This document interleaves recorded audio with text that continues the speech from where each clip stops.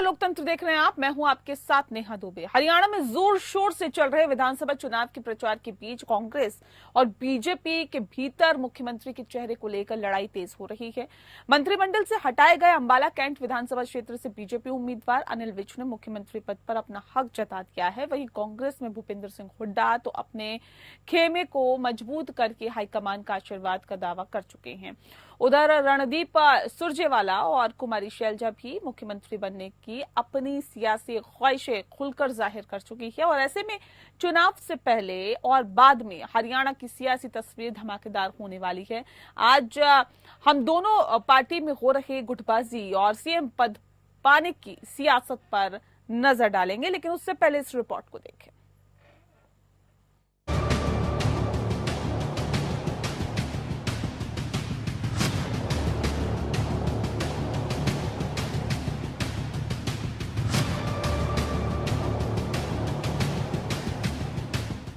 हरियाणा में सत्ता की सियासत चरम पर है। 5 अक्टूबर को विधानसभा चुनाव है और बीजेपी के अंदर घमासान मचा हुआ है। अब बीजेपी के वरिष्ठ नेता अनिल विज ने पार्टी की मुश्किलें बढ़ा दी है। अनिल विज ने रविवार को हरियाणा विधानसभा चुनाव से पहले मुख्यमंत्री पद के लिए दावा ठोक दिया है। मुझे कह रहे हैं कि आप सीनियर मोस्ट हो, आप सीएम क्यों नहीं बनते? तो लोगों की मांग पर इस बार अपनी सीनियोरिटी के दम पर मैं मुख्यमंत्री बनने का दावा पेश करूंगा। सरकार बनाती है, पार्टी बनाती है या नहीं बनाती है, परंतु अगर बना दिया मुझे मुख्यमंत्री इस प्रदेश का, मैं हरियाणा की तकदीर बदल दूंगा, मैं हरियाणा की तस्वीर बदल दूंगा। उधर हरियाणा के पूर्व मुख्यमंत्री और कांग्रेस के वरिष्ठ नेता भूपेंद्र सिंह हुड्डा ने भी सीएम की कुर्सी पर नजरें गड़ाई हुई है। उन्होंने दावा किया है कि राज्य में अगली सरकार कांग्रेस की ही बनेगी और साथ ही अपराधियों को चेतावनी दी है कि वे या तो अपराध छोड़ दे या 8 अक्टूबर से पहले राज्य छोड़कर चले जाएं। उधर कांग्रेस नेता चौधरी बीरेंद्र सिंह ने कहा है कि टिकट वितरण की गिनती से कोई अंदाजा नहीं लगा सकता है कि चीफ मिनिस्टर कौन होगा। हरियाणा में हर वर्ग का वोटर बीजेपी की नीतियों से आहत है और कांग्रेस के पक्ष में खड़े हैं। ये कहना सही नहीं है कि जाट और गैर जाट के बीच लड़ाई है। जाट के विरोध में ये नहीं है हरियाणा में कभी भी। और आप देखना चुनाव के परिणाम, जब मैं अब पिछले 6-7 दिन से घूम रहा हूं लोगों में, हर वर्ग का वोटर जो भारतीय जनता पार्टी की नीतियों से आहत है और अच्छा नहीं मानता उनकी नीतियों को और उनकी कार्यशैली को, वो कांग्रेस के पक्ष में खड़ा है। हरियाणा विधानसभा चुनाव में एक तरफ कांग्रेस जीत का दावा कर रही है, दूसरी तरफ पार्टी आलाकमान को गुटबाजी का भी डर सता रहा है। हुड्डा कैंप ने शैलजा को दरकिनार कर दिया है। यही वजह है कि अभी 2 दिन पहले कांग्रेस ने 1-2 नहीं पूरे 3 पर्यवेक्षक हरियाणा विधानसभा चुनाव के लिए नियुक्त किए हैं। ऐसे में कुर्सी पर रार दोनों पार्टियों में बरकरार है। Bureau report. तो कुर्सी पर रार है, लेकिन सवाल इस बात को लेकर है कि सरकार आखिर किसकी बनेगी और उसके बाद दरअसल ये सवाल अहम होगा कि सीएम पद पर कौन काबिज होगा। लेकिन यहाँ पर जो हालात और जो सियासत देखी जा रही है उसके मद्देनजर तो यही कहा जा सकता है कि हर कोई सीएम बनने की लालसा रखे हुए हैं हरियाणा की सियासत में। अब कुछ किस्सा जो है वो कुर्सी का है, बजाय इसके कि आखिर सत्ता में कैसे आना है या सरकार कैसे बनानी है। लेकिन हर तरफ से आपको बता दें कि हर किसी का मन डोलता हुआ दिखाई दे रहा है। हरियाणा की सियासत में अब किसके पास होगी कुर्सी या कौन सी पार्टी की बनेगी सरकार, और हरियाणा की सियासत में जाट और गैर जाट वोट के बीच जो खाई है उसको कैसे पाटा जाएगा या फिर वो कितना अहम है, इसको भी आज हम समझने की कोशिश करेंगे। देखिए, लालसा हर किसी के मन में है, चाहे चौधरी बीरेंद्र सिंह की बात करें या फिर भूपेंद्र सिंह हुड्डा की बात करें। जाहिर तौर पर हर कोई चाहता है कि मुख्यमंत्री पद उन्हीं के पास आए, लेकिन सबसे अहम सवाल है कि सरकार बनेगी। अगर बनेगी तो फिर क्या कुछ डिसीजन केंद्र की तरफ से लिया जाएगा। फिर दूसरी तरफ एक बार फिर से वापसी सत्ता में आने के लिए भारतीय जनता पार्टी एड़ी चोटी का जोर लगाए हुए हैं और वहां से अनिल विज ने दावा कर दिया कि अगर हमारे पास सीएम पद आ जाए या हमें सीएम बना दिया जाए तो हम राज्य की तस्वीर और तकदीर बदल देंगे। लेकिन अब सवाल इस बात को लेकर है, जब आपकी इस वक्त मौजूदा सरकार है तो आपने कितनी तस्वीर और तकदीर बदलने की कोशिश की या कितनी बदली है। ये एक बड़ा सवाल इसलिए भी बन जाता है क्योंकि ये जो इस वक्त भारतीय जनता पार्टी के लिए सिचुएशन है काफी ज्यादा क्रिटिकल है। इस वक्त अब जनता सवाल पूछेगी कि आपने पिछले सालों में क्या किया और आखिर इस बार अगर आपकी सरकार बनाए तो कैसे और क्यों, किस हिसाब से बनाए। और सवाल इस बात को लेकर भी है कि आखिर जो अपने अपने दावे किए जा रहे हैं सीएम पद को लेकर, इन दावों पर कितना विश्वास किया जाएगा। साथ ही साथ आपको बता दें, जिस तरह से कहा जा रहा है, सीधे सीधे चेतावनी दी जा रही है और भूपेंद्र सिंह हुड्डा ने कहा है कि सीएम पद जो है वो कुर्सी पर तो जाहिर तौर पर नजर सभी की है, लेकिन उन्होंने कहा कि अगली सरकार जो है वो कांग्रेस की ही बनेगी। ये भी कहा कि साथ ही अपराधियों को चेतावनी भी दी कि कहा कि या तो वो अपराध छोड़ दें या 8 अक्टूबर से पहले राज्य छोड़कर चले जाएं। उधर कांग्रेस नेता बीरेंद्र सिंह ने कहा है कि कांग्रेस ने जिस तरह से कांग्रेस ने आगे बढ़कर एक हिम्मत जुटाई है और साथ ही साथ टिकट वितरण की गिनती से कोई भी अंदाजा नहीं लगा सकता है कि चीफ मिनिस्टर कौन होगा। हरियाणा में हर वर्ग का वोटर बीजेपी की नीतियों से आहत है और कांग्रेस के पक्ष में खड़े हैं इस वक्त वोटर्स।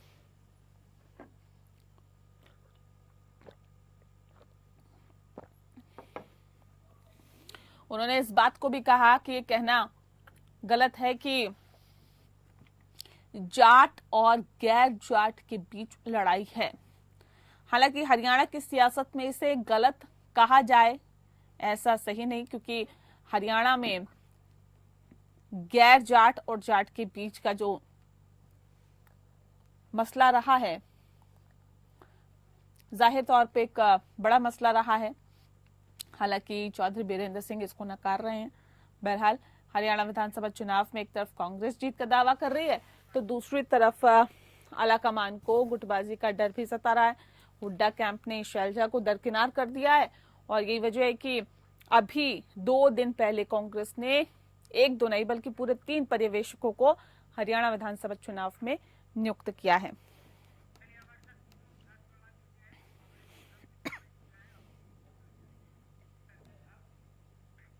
और चलिए इस विषय पे आज हम तफसील से चर्चा करेंगे। खास मेहमान हमारे साथ मौजूद हैं, उनसे आपका परिचय करा देते हैं। इस वक्त हमारे साथ रामराजी शर्मा जी जुड़ गए हैं, प्रवक्ता हैं भारतीय जनता पार्टी के। बहुत स्वागत है सर आपका। केवल ढींगरा जी हमारे साथ जुड़ गए हैं, प्रवक्ता हैं कांग्रेस के, आपका स्वागत है। और प्रदीप नरूला जी हमारे साथ जुड़ गए हैं, राजनीतिक विश्लेषक है, सर आपका भी बहुत स्वागत है। इस खास कार्यक्रम की शुरुआत रामराजी शर्मा जी आपके साथ करते हैं। देखिए अनिल विज तो कह रहे हैं कि अगर हमें बना दिया जाए सीएम तो हम तो तस्वीर और तकदीर बदल के रख देंगे। लेकिन सर आपकी सरकार मौजूदा वक्त में, इससे पहले भी आपकी सरकार थी, क्यों नहीं बदली तस्वीर और तकदीर? जो अनिल विज कह रहे कि अगर हम आ गए या हमें मुख्यमंत्री बना दे तो हम तो बदल के रख देंगे जी।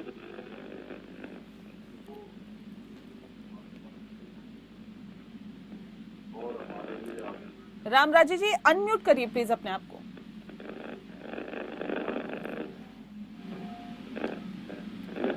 जी जी आवाज आ रही है, बताइए। आदरणीय अनिल विज जी हमारी पार्टी के वरिष्ठ, हाँ, उनका प्यार आशीर्वाद हर एक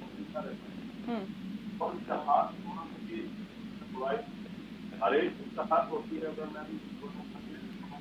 और सर आपकी आवाज हम तक क्लियर नहीं आ पा रही है, एक बार फिर से हम आपको कांटेक्ट करते हैं, आपसे कनेक्ट करने की हम कोशिश करते हैं। केवल ढींगरा जी का रुख कर लेते हैं। केवल ढींगरा जी, कांग्रेस के अंदर भी जो मतभेद है, मनभेद है, वो खुलकर सामने आते हुए दिखाई दे रहे हैं।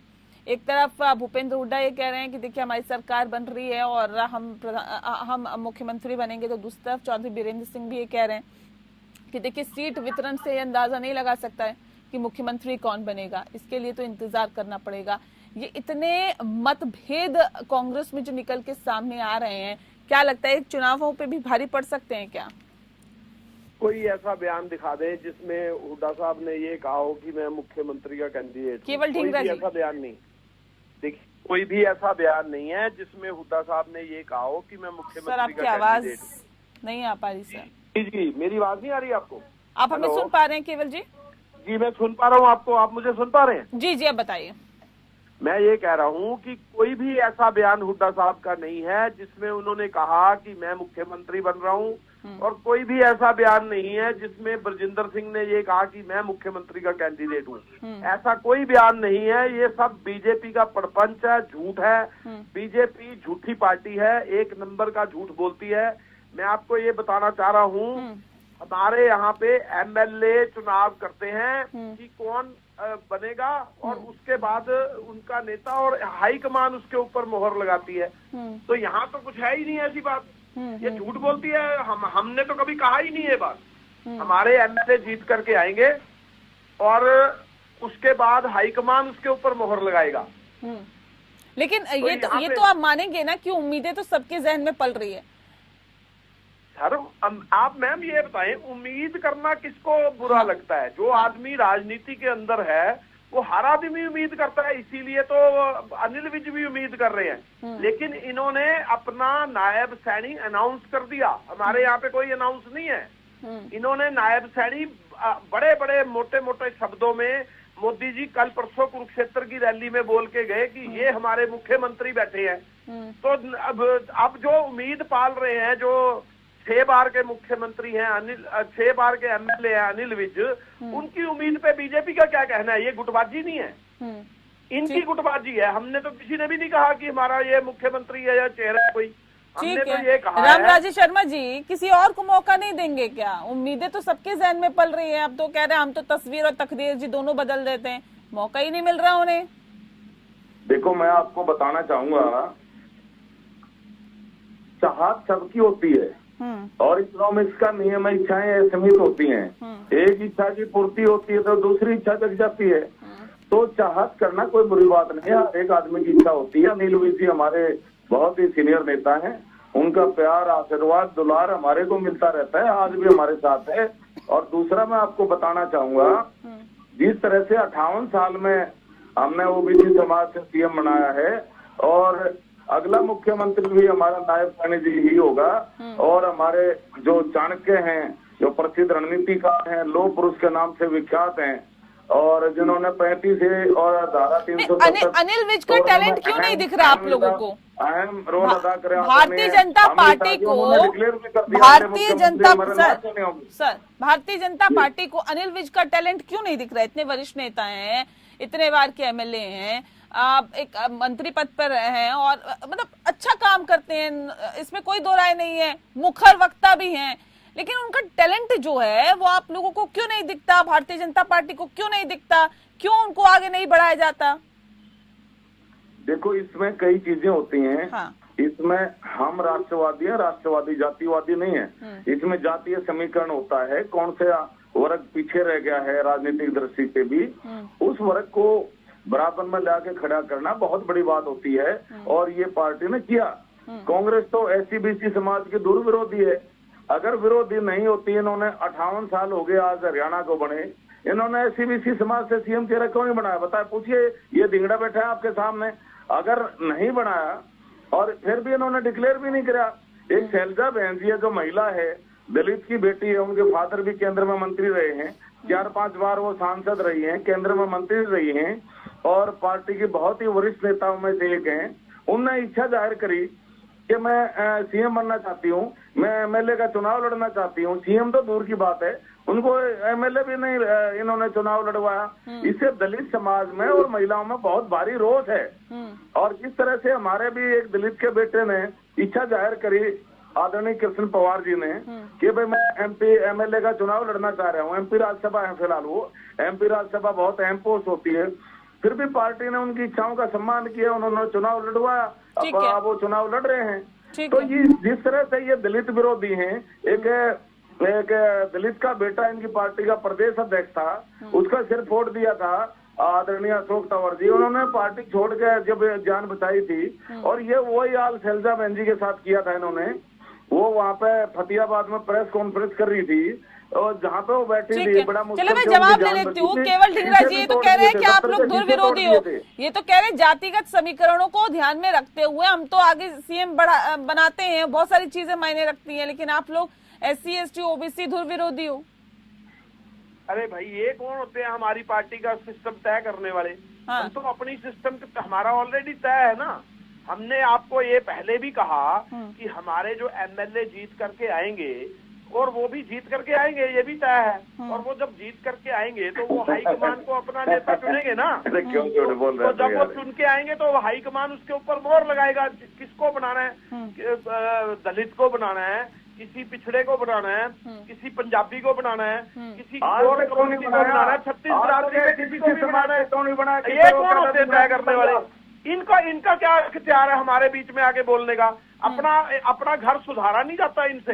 अभी जो अनिल विज ने कहा उसका तो जवाब नहीं दे रहे। उसका जवाब क्यों नहीं दे रहे पहले ये बताइए ना। 6 बार के MLA नहीं, ये कहा जाता है ना कांग्रेस में जो मठाधीश बन के बैठे हैं, केवल जी कांग्रेस में, सुनिए ना एक मिनट थोड़ा सा धैर्य रख के सुनिए ना। कांग्रेस में जो मठाधीश बन के बैठे हैं वो किसी को आगे बढ़ने नहीं देना चाहते। कौन मठाधीश है बताइए? भूपेंद्र हुड्डा, चौधरी वीरेंद्र सिंह, एक लंबी फहरिस्त है सर। 1 मिनट बताइए, सुनिए। हमारी हाईकमान तय करती है किसको CLP लीडर बनाना, किसको प्रधान बनाना। सर बाद में तो धरने दिए जाते हैं ना, बाद में तो धरने दिए जाते हैं, गुटबाजी की जाती है, अलग थलग हो जाया जाता है sir. 1 minute listen madam, listen. पहले मेरी बात पूरी होने दो ना, फिर आपको समझ आएगा। शैलजा जी 2019 में पार्टी की अध्यक्ष थी। CLP लीडर थी किरण चौधरी, तो थी नहीं क्या वो?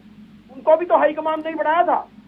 अब जो है उनकी बात करिए ना आप लोग, जो आपकी पार्टी में ही नहीं है उनकी बात क्या? ये हमारी AICC तय करती है। सुनिए, उनकी भावना। अरे बदतमीज चुप कर, बीच में मत बोल बदतमीज आदमी। नहीं ऐसे नहीं प्लीज, नहीं प्लीज इस तरह से नहीं प्लीज यार, नहीं सर प्लीज आदमी को पहले चुप कराओ। नहीं ऐसे नहीं, एक दूसरे प्लीज देखिए, नहीं इस तरह से नहीं करिए ना। आप लोग गरिमा को बनाए रखिए। एक नेशनल टीवी चैनल है, 1 सेकंड में दोनों की आवाज बंद कराऊंगी। 1 सेकंड रुक जाइए सर प्लीज। केवल जी, राम जी प्लीज इस तरह से नहीं। मैं दोनों की आवाज मैंने म्यूट करवा दी, अब आपकी दोनों की आवाज नहीं आ पा रही है। एक बार आप सुन लीजिए, समझ लीजिए। आप नेशनल टीवी चैनल पर बैठकर एक दूसरे को आप इस तरह की भाषा के साथ संबोधित करेंगे सर, ये तो शोभा नहीं देता। आप दोनों अपनी अपनी पार्टी को रिप्रेजेंट कर रहे हैं, प्लीज आप लोग अपने लिए नहीं, कम से कम चैनल की गरिमा का तो ध्यान रखिए सर। इस तरह से नहीं, एक दूसरे पर निजी टिप्पणी मत करिए सर। मुद्दे की बात हो रही है, मुद्दे की बात होगी सर, मुद्दे की बात होगी। केवल जी इस आदमी को आदत पड़ गई बीच में बोलने की। नहीं ऐसे नहीं। इसको समझाओ कि जब मैं बात कर रहा हूँ तो बीच में नहीं बोला करते। जब बड़े बोलते हैं ना तो छोटे छोटे बच्चों को बीच में इतना बड़ा हो गया तू छोटा बच्चा है, तू तेरे को पता नहीं है, बीच में ही टाइम बढ़ाते। ठीक है चलिए मैं प्रदीप जी का रुख कर लेती हूँ। मैं एक सेकंड आ रही हूँ ना सर, ऐसे नहीं प्लीज, ऐसे नहीं। मैं देखिए बहुत रिस्पेक्टफुली आपसे अनुरोध कर रही हूँ सर, अनुरोध कर रही हूँ, मैं रिक्वेस्ट कर रही हूँ आपसे कि इस तरह की भाषा का इस्तेमाल नहीं करते हुए आप अपने अपने मुद्दों पे रहिए। प्रदीप जी देखिए, जातिगत समीकरण ये कितना मायने है हरियाणा की सियासत में, गैर जाट और जाट वोट ये कितना अहम है, क्योंकि जब भी हम CM पद की बात करते हैं तो ये कहा जाता है कि देखिए हरियाणा स्वीकार नहीं करता गैर जाट को, कि कोई गैर जाट CM बने। कैसे देखते हैं सर? देखिए नेहा जी, राजनीति में जो भी व्यक्ति आता है वो अपनी एक महत्वाकांक्षा लेकर आता है। हाँ। ये CM कौन नहीं बनना चाहता, MLA के टिकट लेकर MLA कौन नहीं बनना चाहता, तो ये वर्चस्व की लड़ाई पार्टी के अंदर होती है। क्योंकि आप पार्टी के अंदर ये लगता है कि अपने लोग ज्यादा चुन के आएंगे तो शायद फैसला फिर आपके अपने हक में होगा। और ये महत्वाकांक्षा कई बार पार्टी से बाहर प्लेटफॉर्म पे भी नेताओं को बुलवाने के लिए मजबूर कर देती है। अब आप देखिए, आप तो ये आपकी बात कर रहे हैं, अनिल विज पूरे 10 साल तक, जब तक 9.5 साल मनोहर लाल खट्टर भी मुख्यमंत्री रहे, तब तक भी वो बीच में जब भी उनको मौका मिलता तब मुखर होते रहे। राव इंद्रजीत मुखर होते रहे, धनखड़ जी की महत्वाकांक्षाएं भी जागी। तो जो भी नेता जो राजनीति में सक्रिय है और बहुत वरिष्ठ हो जाते हैं, कई बार के चुनाव लड़ते हैं या नीति निर्धारित करते हैं, तो उनकी महत्वाकांक्षाएं आड़े आती हैं और होना भी चाहिए। राजनीति में आप सिर्फ दरी बिछाने थोड़ी आए, कोई पापड़ बेलने थोड़ी आए। और ऐसा ही कांग्रेस में है कि आप ये चाहें कि भाई हर चीज एक ही व्यक्ति के पास रहे या एक ही व्यक्ति के सारे लोगों को टिकट मिले। लेकिन प्रदीप जी एक बात बताइए, जो अभी हालात कांग्रेस के हैं उसमें क्या किसी एक अलग चेहरे को आगे बढ़ाना क्या लगता है कि उन नेताओं को कहीं ना कहीं खलेगा नहीं, जो कि एक महत्वाकांक्षाएं पाले बैठे हैं? नेहा जी, केवल धिंगड़ा जी प्रवक्ता है कांग्रेस के, वो इस तरह की ना तो टिप्पणी कर सकते हैं ना बात कर सकते हैं। ये कभी भी हरियाणा की राजनीति में, कांग्रेस की राजनीति में भूपेंद्र हुड्डा वर्सेस ऑल, चाहे उसमें सुरजेवाला जी हो, चाहे शैलजा जी रही हो, चाहे अजय सब कैप्टन अजय रहे हो, जो भी है, आप किरण चौधरी जी है नहीं पार्टी में, तो दूसरी पार्टी में है, तो ये महत्वाकांक्षा की लड़ाई है और उनके वर्सेस उनके सबने अपने अपने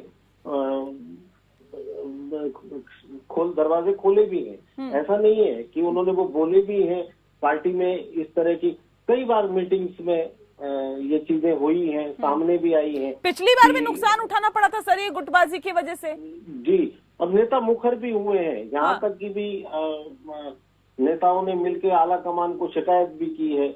और आपने तो ये देखा होगा कि लास्ट दिन तक भी आधी से ज्यादा सीट डिक्लेयर नहीं हो पाई इन्हीं चीजों के चलते। तो ये ठीक है, वो प्रवक्ता है, वो टीवी चैनल पे इस तरह की कोई बात स्वीकार भी नहीं करेंगे, बोलेंगे भी नहीं।